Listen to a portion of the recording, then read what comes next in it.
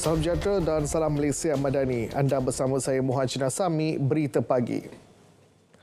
SPR akan mengadakan mesyuarat khas berkaitan urusan PRK Parlimen Pulai dan Dun Simpang Jeram 3 Ogos ini. Setiausaha Datuk Ikmaluddin Ishak mengesahkan pemakluman rasmi berhubung kekosongan luar jangka kedua-dua kerusi berkenaan telah diterima. Mesyuarat khas itu bakal dipengerusikan Pengerusi SPR Tan Sri Abdul Ghani Saleh. Tarikh-tarikh penting PRK Parlimen Pulai dan Dun Simpang Jeram Johor dan hal berkaitan bakal dibincangkan. PRK kedua-dua kawasan berkenaan perlu diadakan susulan penyandangnya Datuk Seri Salahuddin Ayub meninggal dunia.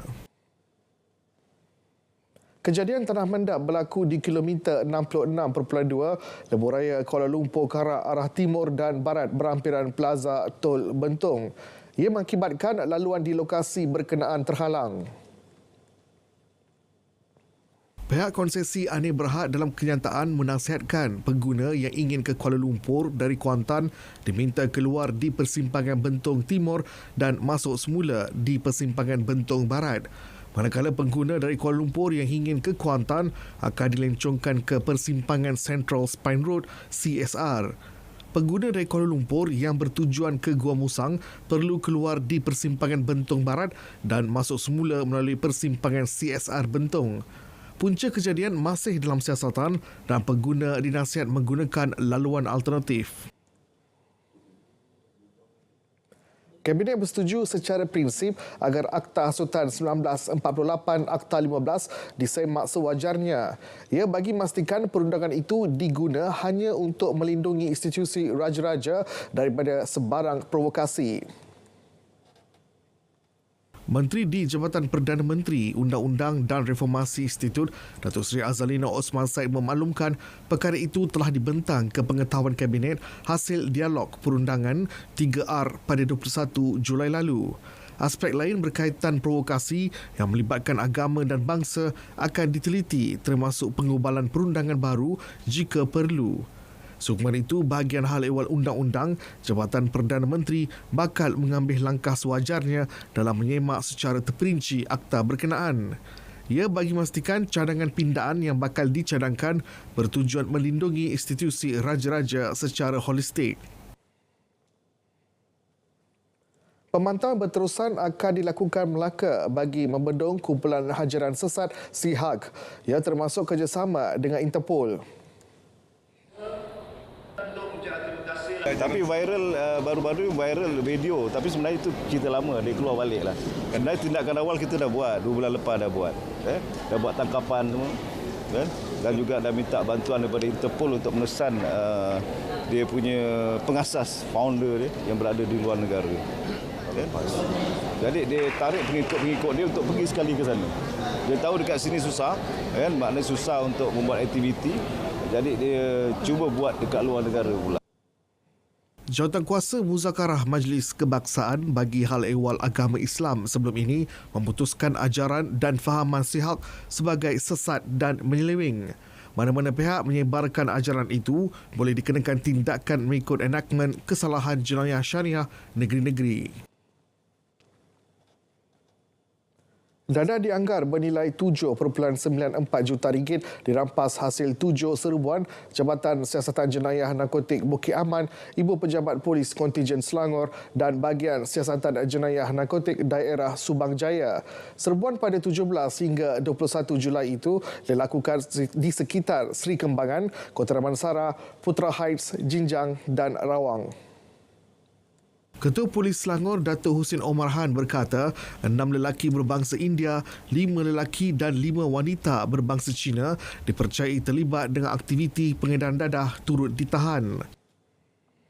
Dipercayai mereka telah mula aktif sejak awal tahun ini. Bekalan dadah yang dirampas ini dipercayai diproses dan diedarkan untuk pasaran tempatan terutama di Lembah Kelang. Modus operandi yang digunakan sedikit ini adalah menjadikan premis kediaman seperti pangsupuri dan juga rumah teres sebagai tempat memproses dan juga menyimpan dadah sebelum diedarkan untuk pasaran tempatan. Operasi ini telah berjaya menumpaskan 1 sindiket pemprosesan dan 3 sindiket pengedaran dadah bagi pasaran tempatan terutama di Lembah Kelang. Datuk Hussein berkata demikian pada sidang media kejayaan tangkapan dan rampasan Jabatan Siasatan Jenayah Narkotik Kontijen Selangor di Shah Alam. Baik, Presiden Filipina Ferdinand Marcos Jr. tiba di Malaysia bagi mulakan lawatan negara 3 hari yang juga kunjungan sulungnya ke negara ini. Beliau dan isterinya Luis Araneta tiba di Kompleks Bunga Raya KLIA dengan pesawat khas 5 petang semalam.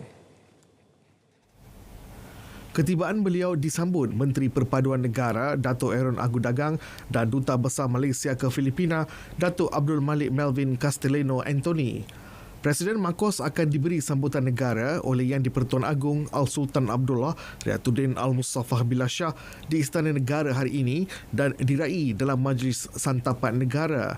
Beliau jadual bertemu Perdana Menteri dan pemimpin perniagaan untuk meneroka potensi pelaburan serta lain-lain peluang ekonomi. Lawatan menggambarkan jalinan persahabatan dan hubungan erat antara kedua-dua negara selaku jiran rapat dan rakan kongsi dalam ASEAN. Keyakinan berterusan syarikat semikonduktor Jerman Infineon Technologies AG terhadap ekosistem pelaburan negara mencerminkan Malaysia penting dalam rantaian bekalan semikonduktor global. Perdana Menteri Datuk Seri Anwar Ibrahim mengakui ia menjadi pelengkap kepada aspirasi pelaburan nasional. Beliau berkata ia menjadi fokus di bawah Pelan Induk Perindustrian Baharu iaitu untuk menarik pelabur berteknologi dan bernilai tinggi bagi menyokong ekonomi global dan domestik. Perdana Menteri juga telah mengadakan pertemuan dengan wakil Infineon, syarikat yang telah beroperasi di negara ini selama 50 tahun iaitu sejak 1973. Dalam pertemuan tersebut, Ketua Pegawai Operasi Infineon Technologies AG, Dr. Rutger Wichberg, turut mengucapkan terima kasih kepada Kerajaan Malaysia. Carangan menganugerahkan pingat misi bantuan kemanusiaan kepada wartawan dan NGO terlibat misi kemanusiaan dan bencana di luar negara sedang diteliti. Menteri di Jabatan Perdana Menteri, Hal Ehwal Sabah, Sarawak dan Tugas-Tugas Khas, Datuk Admizan Muhammad Ali berkata, buat masa ini pingat diberi kepada pasukan petugas keselamatan negara yang menyertai misi bencana di Turkiye Februari lalu. Itu yang setengah kita perincikan. Tengah perincikan. Okay. Shore itu secara prinsipnya adalah pingat ini dinaik taraf dari segi statusnya, dari segi, dan ada juga shore lain. Antaranya untuk memberikan pengiktirafan juga kepada NGOs yang terlibat, dan perkara itu akan diteliti sebab ia melibatkan misi-misi yang diluluskan oleh kerajaan. Sekiranya ada butiran maklumat penuh nanti kita akan maklumkan. Datuk Armizan ditemui pada Majlis Penganugerahan Pingat Misi Bantuan Kemanusiaan dan Bencana Turkiye di Putrajaya. Kerajaan juga akan mewartakan pingat misi bantuan kemanusiaan dan bencana sebagai pingat khas persekutuan bagi mengiktiraf jasa petugas misi bencana di luar negara. Setiap petugas layak menerima allowance harian RM100 sehari. Dan secara prinsipnya telah dipersetujui dan sekarang bahagian yang berkenaan tengah memuktamadkan prosesnya, dan sekiranya selesai ia akan menjadi satu pingat persekutuan untuk memberikan pengiktirafan dan penghargaan kepada anggota kerajaan kita, khususnya uniform bodies, sama ada ATM, PDRM, APM, NADMA, SMART dan sebagainya. Begitu juga bomba yang akan terlibat dengan mana-mana misi kemanusiaan dan juga SAR yang ditetapkan oleh kerajaan. Menteri Besar Kedah perlu berterus terang kepada rakyat berkaitan isu pelubungan unsur nadir bumi REE di SIG dan tidak menyorokkannya di bawah kapet. Pengurusi UMNO Kedah Datuk Seri Mahathir Khalid berkata beliau sepatutnya tahu mengenai pentadbiran Perbadanan Menteri Besar MBI Kedah memandangkan beliau merupakan pengurusi syarikat berkaitan kerajaan GLC negeri itu. Inspektorat yang dibawa tu. Berdasarkan pengalamannya sebagai bekas Menteri Besar, Datuk Seri Mahathir berkata sebarang pelaburan atau penglibatan MBI di dalam sesebuah projek ia sentiasa dilapor kepada Menteri Besar. Sebenarnya MBI tak perlu nak letak bawah kapet apa-apa. Letak cerita benda yang betul je lah. Kan? Kalau kata illegal, benda tu illegal, cakaplah illegal. REE itu illegal lagi. Semua orang bersalah.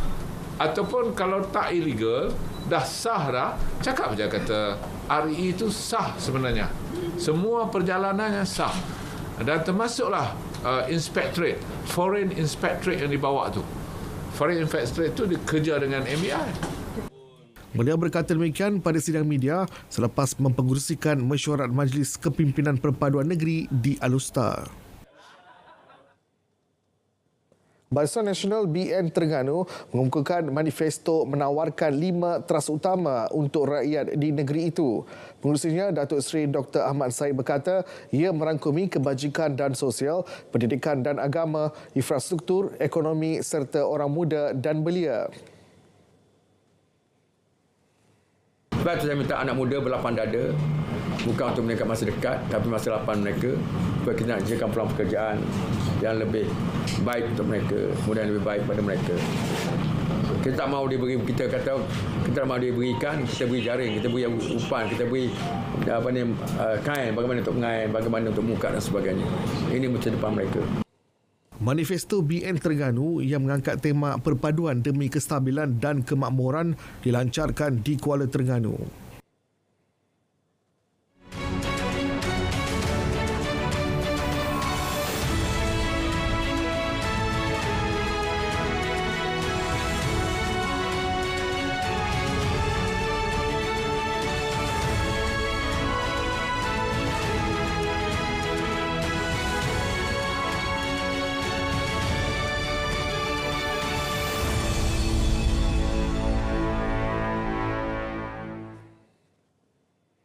Kementerian Komunikasi dan Digital sedia menjadi pemudacara membantu perundingan organisasi media tempatan bagi mendapatkan pampasan atau bayaran adil daripada syarikat gergasi teknologi. Sekiranya perlu, sebuah kerangka perundangan perlu diperkenalkan. Menurut menterinya Fahmi Fazil, industri media negara juga tidak sepatutnya berpeluk tubuh dalam menghadapi pasaran perbelanjaan iklan digital yang dikuasai gergasi teknologi. Teks ucapan beliau dibaca Timbalan Ketua Setiausaha Komunikasi Strategik dan Industri Kreatif KKD Masturah Ahmad Mustafa pada Majlis Penutup Forum Media Nasional 2023. Bantuan yang diberi kerajaan menerusi kerangka perundangan atau sebaliknya mempunyai prasyarat iaitu industri berita dan kewartawanan perlu menunjukkan kesatuan yang tinggi. Jawatankuasa khas yang dibentuk oleh Persatuan Penerbit-Penerbit Akhbar Malaysia baru-baru ini bagi tujuan perundingan tersebut langkah yang baik namun hanya mewakili media arus perdana yang besar. 107,644 penduduk telah mendapat manfaat sejak program Jualan Rahmah dilancarkan 12 Mei lalu di Terengganu. Ia melalui 64 siri jualan yang diadakan di 32 kawasan Dewan Undangan Negeri. Pengarah KPDN Terengganu, Syahrudin Muhammad Kia berkata, program telah berjaya mencatatkan hasil jualan RM3 juta. KPDN akan terus memperkasakan program Jualan Rahmah bagi memastikan capaian pengguna yang mendapat manfaat menyeluruh termasuk di luar bandar. Menyeluruh, maknanya bukan hanya di kawasan bandar saja, termasuklah di kawasan-kawasan yang luar bandar, terutama kawasan-kawasan yang tak ada premis perniagaan, tak ada premis peruncitan dan sebagainya. Jadi sebab tu saya maklumkan tadi kita ada 3 konsep pelaksanaan. Kita ada jualan rahmah secara dalam premis, kita ada jualan rahmah secara terbuka dan jualan rahmah secara mobile, kedai cari rakyat. Yang ini hasil cetusan idea daripada Yang Berhormat Timbalan Menteri. Jadi ini antara usaha-usaha yang kita buat supaya capaian itu menyeluruh. Maknanya semua maknanya pengguna di serata pelosok boleh mendapat manfaat daripada program Jualan Rahmah. Beliau ditemui selepas membuat tinjauan di Pasaraya Ekonsafe di Kuala Terengganu. Penglibatan masyarakat luar bandar dan menerapkan budaya tempatan melalui pengisian pelbagai aktiviti perlu diperbanyak. Itu antara konsep baru yang diterjemahkan menerusi Jelajah Kembara Merdeka Jalur Gemilang KMJG 2023. Pengarah Jabatan Penerangan Terengganu, Syed Yaman berkata 5 lokasi terpilih dalam siri penjelajahan tahun ini. Antaranya Besut, Setiu, Hulu Terengganu, Dungun dan Kemaman. Kawasan luar bandar antara tumpuan bagi merapatkan jurang perhubungan antara komuniti dengan jabatan tersebut. Juga program-program di lokasi-lokasi lain yang juga diadakan oleh Jabatan Penerangan, iaitu adakan wayang pacak. Maknanya masyarakat especially orang yang golongan veteran ni mengetahui dan juga memberi pengetahuan baru kepada generasi muda bahawa Terdahulu beliau meneruskan Kembara Merdeka Jalur Gemilang di lokasi yang ketiga di KRT Tok Radok, Hulu Terengganu. Turut serta Kelab BMW K16 Malaysia. Banyak bagi pengisian kepada sesuatu acara. Contohnya tahun ini diadakan bacaan ikrar, bacaan sajak, bacaan dan persembahan-persembahan masyarakat tempatan. Dan juga pihak Japan telah membuat laluan-laluan di kawasan-kawasan luar bandar di mana penglibatan masyarakat lebih banyak lagi pada tahun ini. Penyerahan baton Jalur Gemilang seterusnya akan diserahkan kepada konvoi Pahang. 10 lelaki dihadapkan ke Mahkamah Seksyen Ipoh atas pertuduhan penyeludupan manusia melibatkan warga asing. Pertuduhan melibatkan 5 lelaki tempatan dan 5 lelaki warga Indonesia. Kesemua tertuduh didakwa melakukan penyeludupan 35 migran warga negara Indonesia di kawasan Kebun Sawit Batu 10, Segari, daerah Manjung pada 20 hingga 30 Jun 2023. Kes disiasat mengikut Seksyen 26A Akta Anti Pemerdangan Orang dan Anti Penyeludupan Migran (Anti-SOM) 2007 yang dibaca bersama Seksyen 34 Kanun Keseksaan. Jika sabit kesalahan, hukuman penjara tidak melebihi 20 tahun dan denda atau kedua-duanya boleh dikenakan. Sebutan kes ditetapkan 25 September depan. 103 individu termasuk 39 warga asing ditahan Op Marduf Agensi Penguasaan Maritim Malaysia dan Jabatan Perikanan sejak 13 Januari sehingga 26 Jun lalu. Timbalan Ketua Pengarah Operasi Maritim Laksamana Madya Maritim Hamid Mohamed Amin berkata, operasi turut menahan 34 bot nelayan tempatan. Ini merupakan satu operasi yang sangat baik yang mana ini kita laksanakan demi untuk kita melaksanakan tugas kita menjaga keamanan dan kemakmuran rakyat kita sendiri, terutamanya komuniti maritim di kawasan perairan negara Malaysia. Sementara itu, Timbalan Ketua Pengarah Perikanan, Bahagian Pengurusan Jawatan Perikanan, Wan Muhammad Aznan Abdullah berkata operasi bersepadu itu memberikan impak positif menangani kegiatan pencerobohan dan kesalahan di bawah Akta Perikanan 1985. Kosnya mungkinlah tak banyak, tapi nilai ikan pada masa depan, ikan di mata kita tu, kalau kita tak larang dan kita tak ambil tindakan, ini akan menyejahkan sumber makanan rakyat kita. Seorang pegawai dan seorang anggota polis cedera parah selepas dilibas pisau pemotong kertas. Kejadian berlaku ketika mereka cuba menahan seorang lelaki warga emas dipercayai terlibat kes kecurian di sebuah pasaraya di Kulim, Kedah. Ketua Polis Daerah Kulim, Superintendent Muhammad Rizwan Saleh berkata, polis menerima panggilan memaklumkan terdapat kes kecurian di pasaraya terbabit pada pukul 10.45 pagi. Pegawai risikan IPD Kulim diarah ke lokasi kejadian, namun suspek telah melarikan diri menaiki motosikal sebelum dikesan berhenti di hadapan sebuah rumah di Taman Selasih. Ketika cuba ditahan, suspek bertindak ganas, melibas sebilah pisau pemotong kertas hingga mencederakan pegawai dan anggota polis terbabit. suspek berusia 82 tahun itu berjaya ditangkap dan senjata dirampas. Seorang lelaki tempatan ditahan menyimpan dan menjual barang kawalan gas petroleum cecair LPG tanpa lesen. Penahanan dibuat pejabat KPDN Perak dalam serbuan di sebuah premis di Taman Desa Jana, Kemunting, Taiping. Ketua Pegawai Penguasa KPDN, Muhammad Azlan Shah Khalid berkata ketika serbuan, lelaki berusia 66 tahun berkenaan sedang bersiap membuat edaran jualan LPG.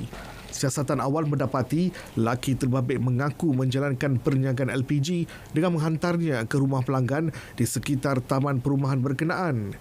Beliau berkata KPDN turut menyita 81 unit tong silinder gas mengandungi LPG dianggar bernilai lebih RM8,000. Kes disiasat di bawah Akta Kawalan Bekalan 1961 dan Peraturan-Peraturan Kawalan Bekalan 1974.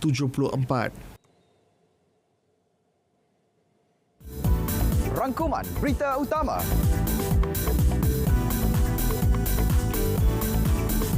Esensi ringkas, padat dan benar. Saksikan setiap hari Kanta 744 mendahului berita.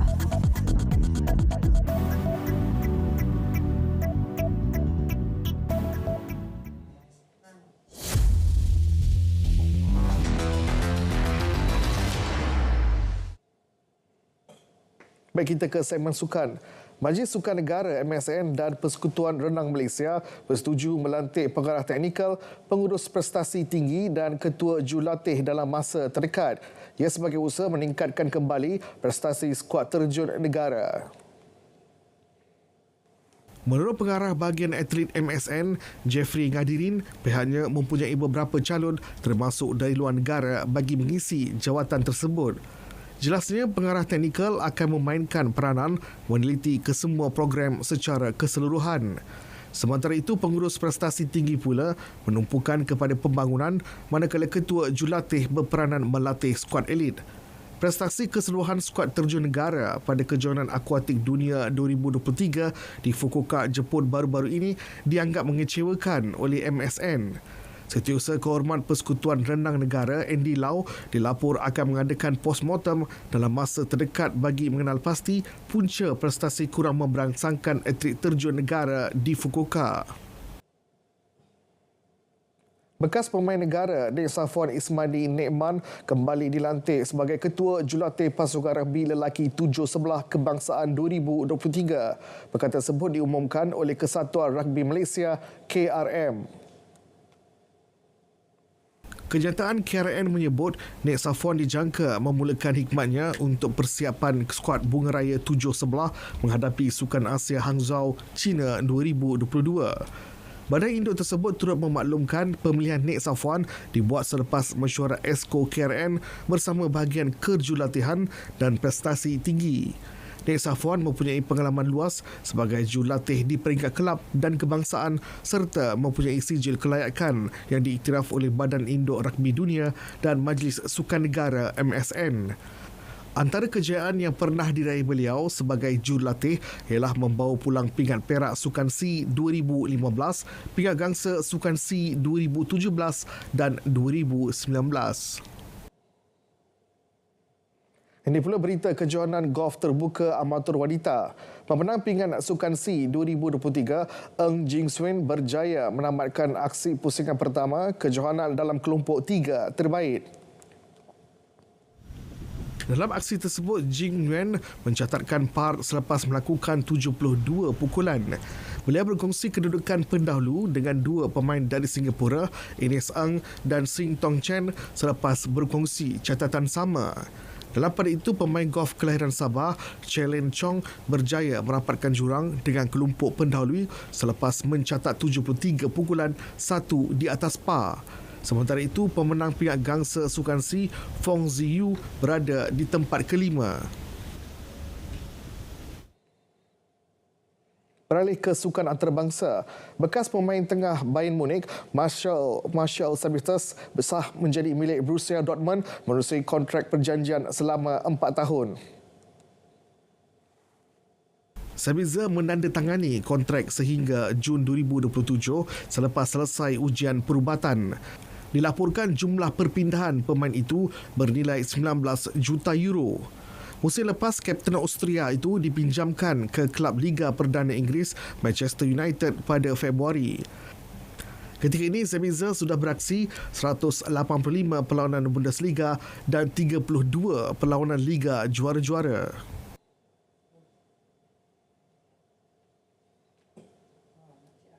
Sementara itu, bintang Paris Saint-Germain PSG Kylian Mbappe menolak menjadi pemain paling mahal di dunia yang dibina klub Arab Saudi Al Hilal.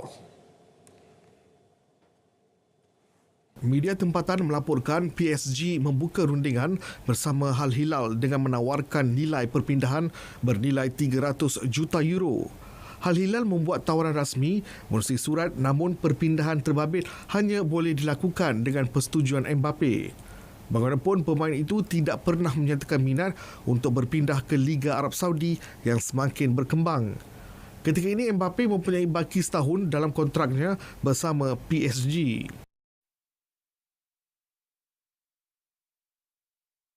Perlawanan bola sepak Liga Super 2023. Pertempuran sengit terus menggegar aksi perlawanan dalam memburu tahta kejuaraan. Sabtu 29 Julai, Johor Darul Takzim bertemu Selangor FC 8.30 malam di saluran OK dan saluran Sukan RTM. Saksikan juga secara pensterima langsung di RTM Klik.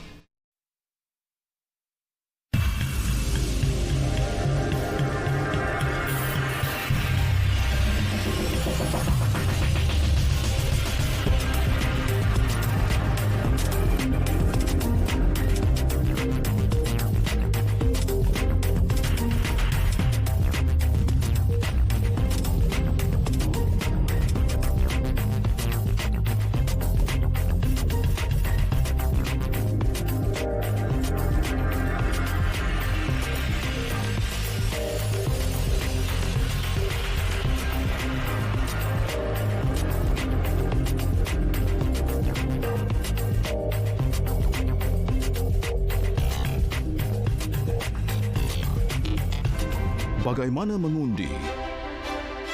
Buat semakan tempat mengundi dan pergi ke saluran yang ditetapkan. Masuk ke tempat mengundi apabila dibenarkan oleh polis yang mengawal. Serahkan MyCard dan slip saluran kepada kerani pengundian pertama. Tunjukkan kedua-dua belah tangan untuk diperiksa. Bergerak ke hadapan kerani pengundian kedua.